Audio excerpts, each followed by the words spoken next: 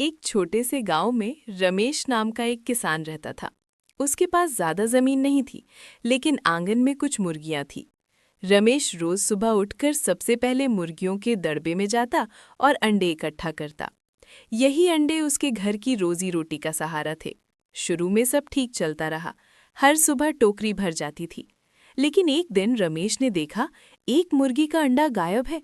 उसने सोचा शायद किसी जानवर ने उठा लिया होगा। अगली सुबह फिर वही हुआ।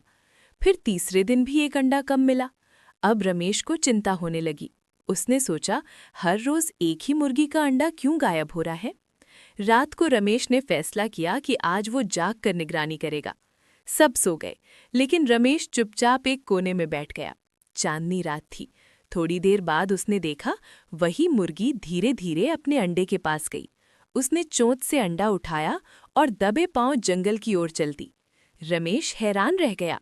वो उसके पीछे पीछे गया। जंगल के किनारे जाकर मुर्गी ने अंडा सूखे पत्तों के नीचे छिपा दिया। रमेश ने प्यार से पूछा, तुम अपना अंडा क्यों छिपा रही हो? मैं तो तुम्हें पालता हूँ। मुर्गी की आंखों में आंसू आ गए। वो बोली, मालिक, आप हमें बस सूखा दाना देते हो, न हरी घास न साफ पानी।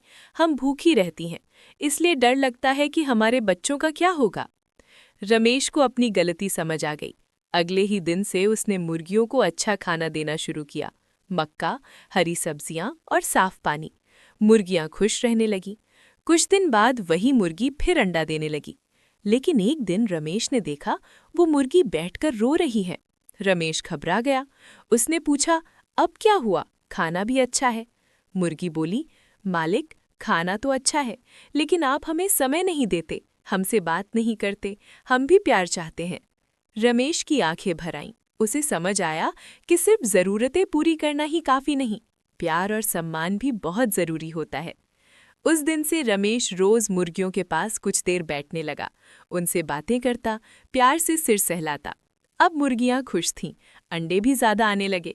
रमेश का घर फिर से खुशियों से भर गया। इस कहानी से सीख मिलती है, सिर्फ जरूरतें पूरी करना ही काफी नहीं, प्यार और सम्मान भी बहुत जरूरी होता है।